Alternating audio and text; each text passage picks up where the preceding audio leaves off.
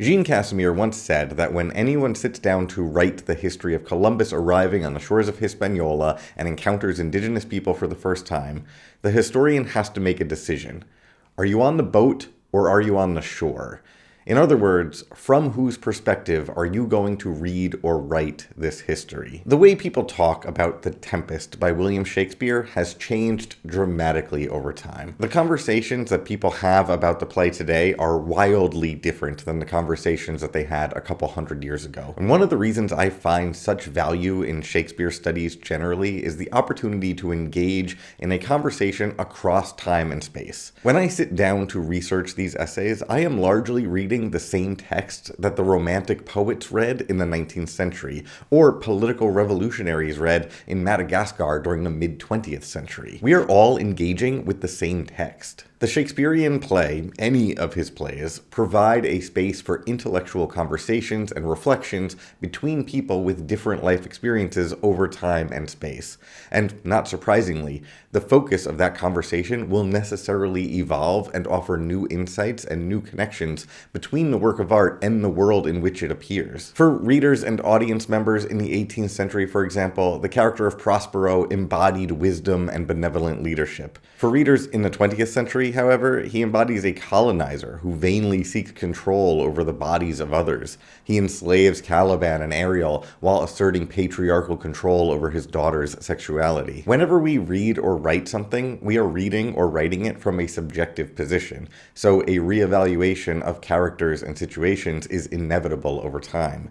During the 20th century, as colonized peoples gained independence by overthrowing colonial powers, new readings of The Tempest began to appear within that context, and those readings changed the direction of the conversation around this play forever. Some of these new readings utilized a critical lens called Post-Colonial Theory. Post-Colonial readings of The Tempest acknowledge that choice that Jean Casimir articulated. When we sit down to read or watch this play, are we on Prospero's boat or Calaban's shore? Today, I hope to provide an introduction to this part of the conversation surrounding The Tempest, and if this sounds like it's your kind of thing, please consider subscribing. If we're going to do a post-colonial reading of this play, let's first establish a definition of our terms. I'm going to be using a definition of post-colonial theory from the Shakespeare and Post-Colonial Theory book by Junsa Singh. In that book, she writes that post-colonial theory is, put simply, an academic study of the cultural legacy of European colonialism, showing how the literature of former colonial powers represented and often distorted colonial history and the experience of the native subjects, and how, in turn, colonized peoples articulated and reclaimed their identity and history by interrogating European culture and history. And she adds that it provides a critical vocabulary whereby we can work through the past in the present and vice versa. Using this definition, a post-colonial reading will first situate the text inside pre-imperialist England right at the moment that English people and ships first began their imperialist and colonialist project. This type of reading will then examine how the play represents the experience of the native subjects and how colonized peoples reclaimed their identity in part through the interrogation of this play. So, to begin, let's situate this text inside early 17th century England, a nation encountering other people and cultures on a larger scale than ever before. With innovations in shipping and the printing press, transportation and communication technologies, the world must have seemed a little smaller to everybody living inside London. Other geographies with other people and other cultures must have seemed closer, more visible, and more threatening. This would be true of their relationship with the peoples and cultures present in continental Europe. And even more dramatically, though, England was forming a colony in what is now Virginia and discovered that they would need to negotiate their relationship with indigenous peoples in that area who, to give one example, had never even heard of Christianity. All this produced a lot of anxiety. The hope and excitement of first encounters alongside the fear of those encounters. The, quote, other could provide new ideas, new types of crops, and new economic opportunities. But encountering new cultures also threatened English identity through outside influence. Like, what if those new ideas or new crops are more attractive than the traditional ideas or the traditional cuisine? What would become of English heritage? This kind of thinking, this fear of being replaced, often provokes conservative responses as people seek to define their identities with clear borders. The resulting nationalism depends on narratives of superiority. In the case of 17th century England, this results in the belief that England has the right and responsibility to impose English language and English culture onto any, quote, other that they encounter. This was not an experience unique to England during this time period. The French thinker and essayist Michel de Montaigne recognized the ways that Europeans crafted narratives of their own superiority within these encounters. His essay, entitled On Cannibals, written in the 1570s, reflects his thoughts on his countrymen's perception of indigenous peoples in Brazil as savages. In that essay, he interrogates the perception that indigenous people are morally inferior to the French by attempting to see the French from the perspective of those indigenous people. The French may not eat each other's flesh, but they do tear each other apart in war and allow their own countrymen to starve to death through systems of inequality. In his essays, Montaigne attempted to write from the perspective of the shore rather than the boat. I bring this up not because of my deep love of Montaigne, but because this essay is source material for The Tempest. Shakespeare quotes from it nearly verbatim through Gonzalo in Act 2. Additionally, Calaban's relationship with Stefano and Trinculo appears to take the same position as Montaigne. Those European characters have a dubious claim to moral superiority over Calaban. Clearly, in The Tempest, Shakespeare engages with his contemporaries on the topic of cultural encounter and exchange. It is a play that describes the dynamics of these first encounters. Moreover, the play obviously explores the nature of political authority. The two characters who speak the most lines in the play are Prospero and Calaban. Prospero is European with authority granted to him according to the logic of the play through his bloodline and his books, his heritage and his culture. He is a Duke of Milan by birth and has illegitimately been removed and exiled to a scarcely populated island, which he now controls through the magic or technology acquired from his books. And Calaban, the king of the island before Prospero arrived, he claims authority through his mother, his knowledge of the island, and the simple claim that he was there first. His relationship with Prospero can easily be read as the relationship between the colonized and the colonizer. In other words, and to return to our definition, this is a work of literature produced within the world of a burgeoning colonial power, representing the dynamics of colonialism and the experience of the colonized subjects.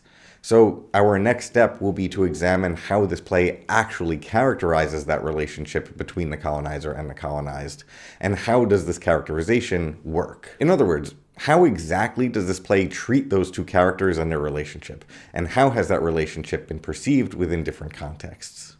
To investigate how these two characters are represented, we can begin with the cast list as it appears in the first printed edition of the play, in the first folio. There, it lists Calaban as a savage and deformed slave. So being a savage is actually an essential part of his character.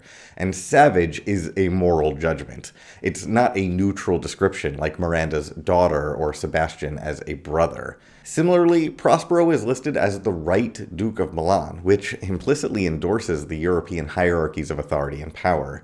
This is all to say that the play's first page characterizes Calaban as essentially inferior while validating Prospero's authority. And this cast list gives us a fairly accurate representation of the way that the play was read throughout the 17th and 18th centuries, at least by English readers and audiences. Calaban is a savage. He's uncivilized, sexually deviant, and generally unfit for society. By characterizing him in this way, the play's logic justifies the violence and control that Prospero inflicts on him. Calaban requires a firm hand.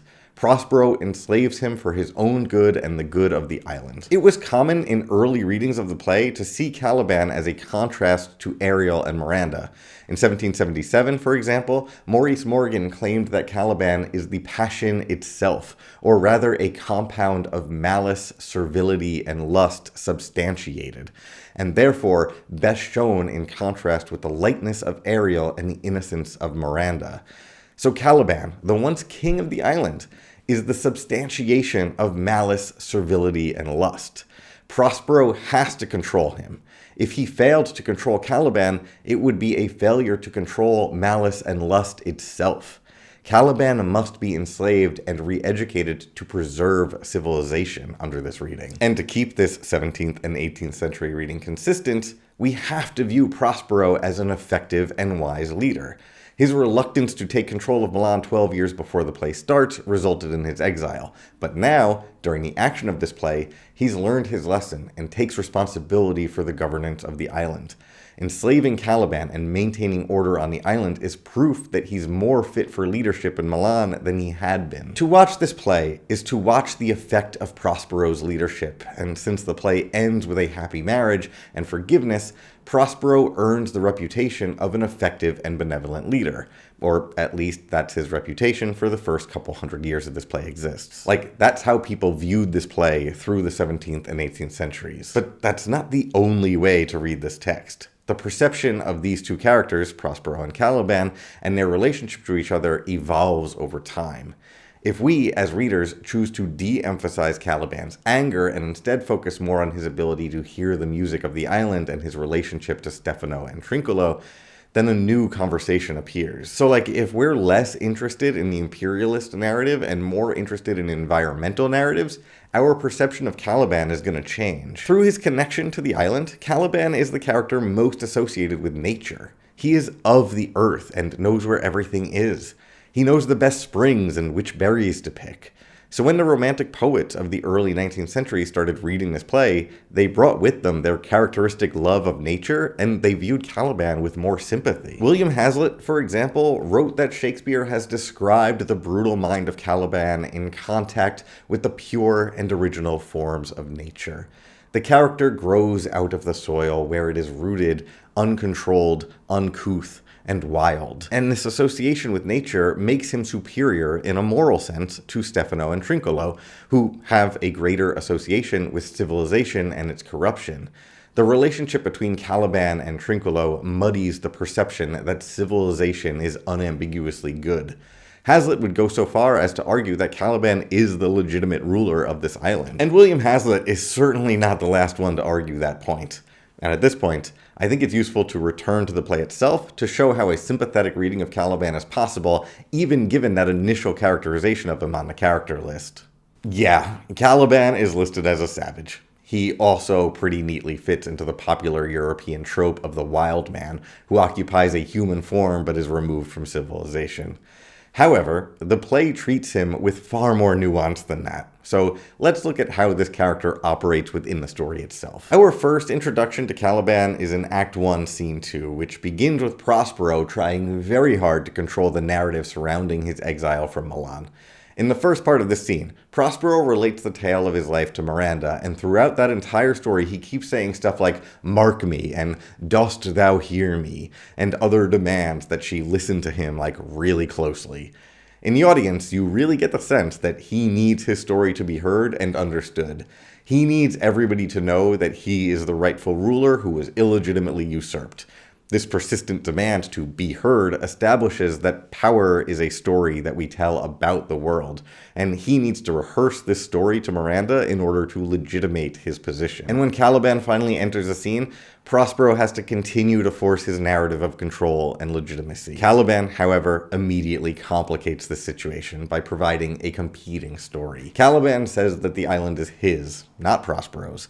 And similar to Prospero, Calaban needs everybody to know that he is the rightful ruler who has been illegitimately usurped. Prospero may be used to European patrilineal systems of inheritance, but Calaban has a different story. Calaban claims authority through his mother, so both characters need to find a narrative that justifies the legitimacy of their position when confronted with a competing narrative. Calaban also provides additional information about his past with Prospero. Apparently, he and Prospero initially had a relationship of mutual exchange without a hierarchy.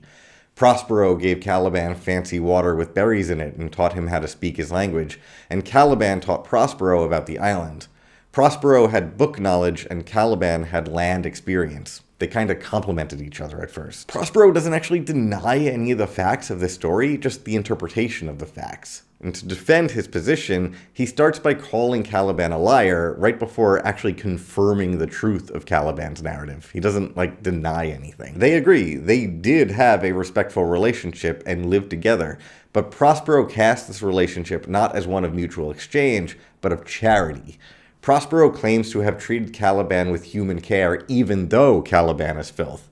Prospero is using his language here to assert a hierarchy, but his anger and insistence on being listened to expose an anxiety about this exchange, and implicitly an anxiety about the legitimacy of colonialism.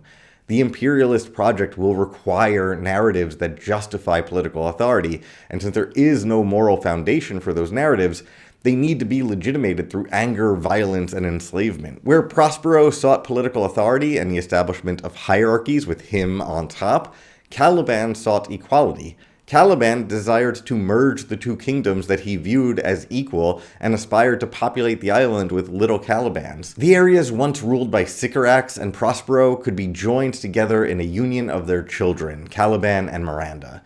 And this doesn't feel meaningfully different than what every other character in the play wants. Like Prospero wants to merge the kingdoms of Naples and Milan through Miranda and Ferdinand. Alonso wants to merge the kingdoms of Tunis and Naples through the marriage of his daughter Claribel to the king of Tunis. Okay, coming to you from the editing bay with a side note here. Obviously, Calaban, Prospero, and Alonso all ignore the perspective of women and depend on an ideology of masculine control of female bodies.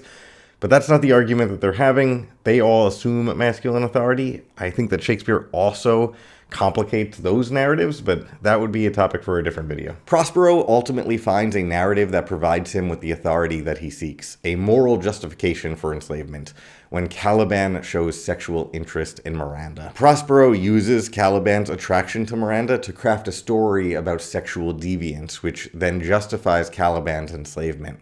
Calaban needs to control his lust, and Prospero positions himself as somebody who can civilize this wild man. Notably, Prospero also seeks to control Ferdinand's attraction to Miranda, but that takes a very different form. Ferdinand is European, he's noble, and he knows the rules of courtship.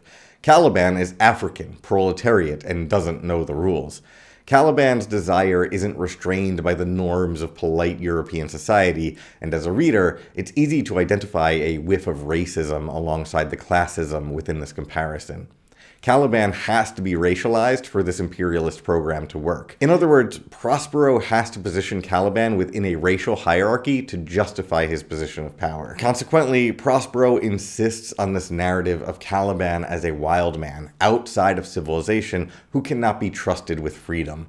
The narrative of Calaban's inferiority requires consistent performance.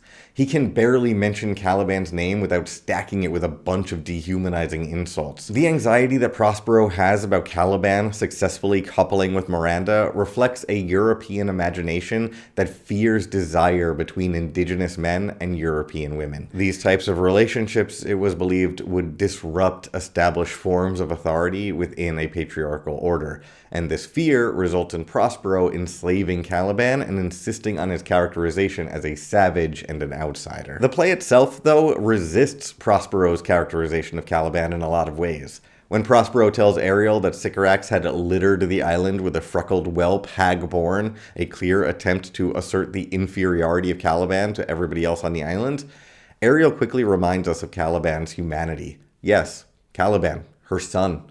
Ariel shows the audience how to resist these attempts at dehumanization.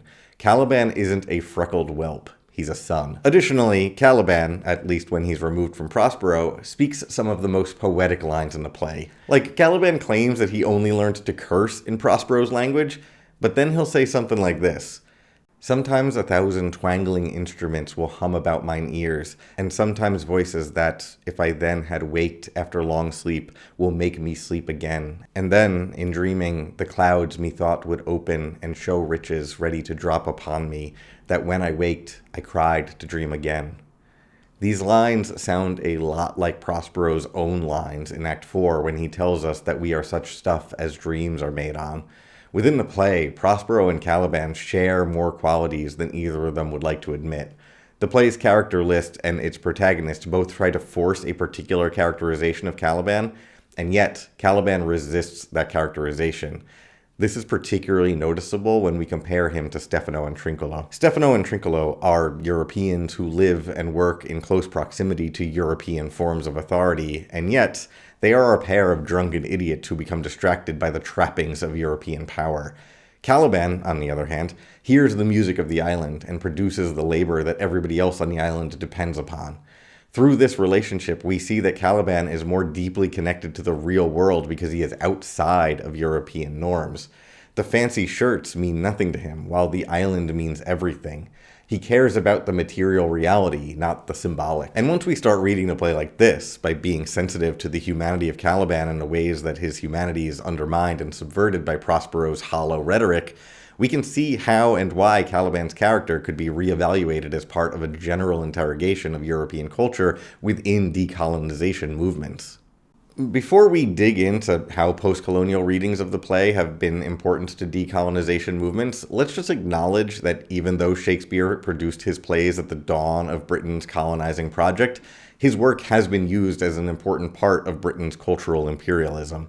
Conversations about the importance of Shakespeare that stress his ability to illustrate a, quote, universal human experience implicitly assert whiteness and Britishness as humanity's default setting. This underlying narrative of white supremacy is then used to coerce colonized areas to adopt the cultural norms and values of Britain through the study of Shakespeare. Alden and Virginia Vaughan wrote an incredible book on the cultural history of Calaban that will be the backbone of this section. In the introduction, they articulate this point about Shakespeare's role in cultural imperialism really clearly. Shakespeare has also been read widely, they argue, because as an instrument of British cultural imperialism, his plays entered perforce the curricula of nations around the world when British language and literature followed the British flag. The canon, one might say, succeeded the canon. Thus, The Tempest, Hamlet, Macbeth, and other Shakespearean plays were read by children and adults from Sydney to Singapore, Quebec to Cape Town, Bridgetown to Bombay. But like Calaban learning to curse with Prospero's language, the inhabitants of colonized lands began to read Shakespeare's work to reclaim their own identity. Or, as Vaughan and Vaughan put it, when the British Empire dissolved in the aftermath of World War II, Shakespearean motifs became handy weapons in the accompanying clash of words. The character of Calaban became one of those handy weapons. For example, Octave Manoni, a French psychiatrist who spent a couple of decades in Madagascar, published an influential reading of The Tempest entitled Prospero and Calaban, The Psychology of Colonization, first published in English in 1956. In it, he analyzes the colonial situation in Madagascar through the two personality types that he saw represented in Prospero and Calaban. Prosperos are the colonizers and Calabans are the colonized. He claims that Prosperos become colonizers because of unresolved issues at home or in adolescence that cause them to seek validation abroad through technologies of control. He claims that no one becomes a real colonial who is not impelled by infantile complexes which were not properly resolved in adolescence. Prospero loses control at home and then seeks control abroad to validate himself. Thus, the character of Prospero helps produce the critical vocabulary for understanding the psychology of colonial projects. Manoni also turns his analytic gaze on Calaban and claims that the colonized become dependent on the colonizer through those technologies of control and begin to internalize that dependence as inferiority. Manoni's interpretation of Calaban has become very influential and is summarized well by Philip Mason's foreword to the American edition of the book, when he writes that Ariel is the good native, the moderate nationalist, the gradualist, usually content to wait until it pleases Prospero to give him his freedom. One quite expects Prospero to offer him a knighthood. But Calaban is the bad native, the nationalist, the extremist, the man who will be prime minister after independence. He has to be shut up, not for making seditious speeches, but for wanting to violate Miranda.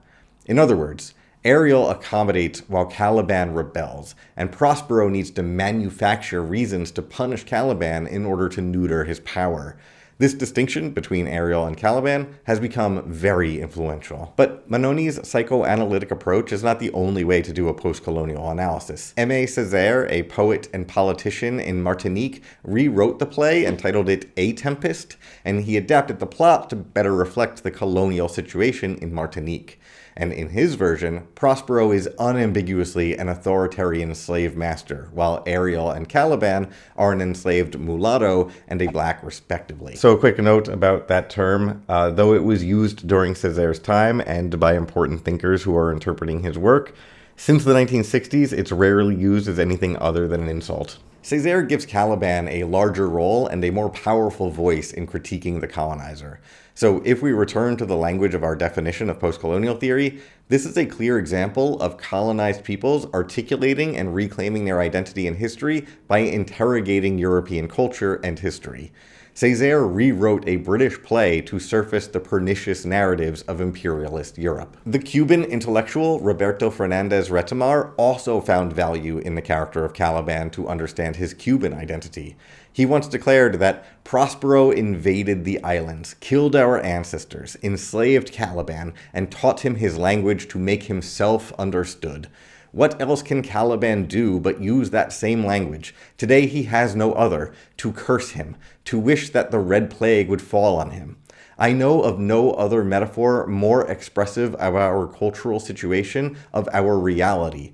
What is our history? What is our culture, if not the history and culture of Calaban? And that just about sums it up for me. British colonization aspired to replace the language and stories of native peoples with their own, and now these Calabans use the same language and those same stories, like the Tempest, to curse the colonizers and redeem the character of Calaban. In doing so, these modern Calabans reclaim their identities, their histories, and reread the past from the perspective of the shore rather than the boat. They read the Tempest from the perspective of Calaban rather than Prospero. There are, of course, some criticisms of reading the play through post-colonial theory. After all, Prospero never actually intends to stay on the island, and Calaban is not indigenous but arrived there with his mother, who was also in exile. Some people might say that the colonizer dynamic is simply used as a metaphor for theater, Prospero, the writer or director, with the others representing actors. In other words, Prospero's relationship to Calaban is simply a representation of Shakespeare's relationship with an unruly comedic actor named William Kemp. But regardless of these criticisms, post-colonial theory has provided an important perspective and reading of this play. Like, it would be impossible for anyone reading The Tempest in the 21st century to read Prospero as unambiguously benevolent and Calaban as unambiguously savage. And we largely have post-colonial theory to thank for revealing this complexity and nuance in the characters. I'm going to end this with a quote from Sandra Young's essay, How Have Post-Colonial Approaches Enriched Shakespeare's Work? There, she argues that post-colonial methodologies have liberating implications for Shakespeare's plays as sites of cultural imagining and have allowed Shakespeare's work to become an ally in the struggle against racist abuses of power. At their best, post-colonial approaches do more than simply enrich and diversify the creative palette available to theater makers and their audiences. They provide the tools and the vocabulary to confront the operations of power and privilege and affirm the possibility of a more just world. This video would not have been possible without the work of many scholars and historians like Sandra Young. There is a full bibliography in the description below. Additionally, I received feedback and notes on the script from Dr. Margot Hendricks, Professor Emerita of Literature, who now writes incredible mystery novels based on Shakespeare plays. I'll link to her website in the description as well. I'll be back in the fall with a series on Twelfth Night. Please subscribe to be notified when that season is published. Thank you for watching.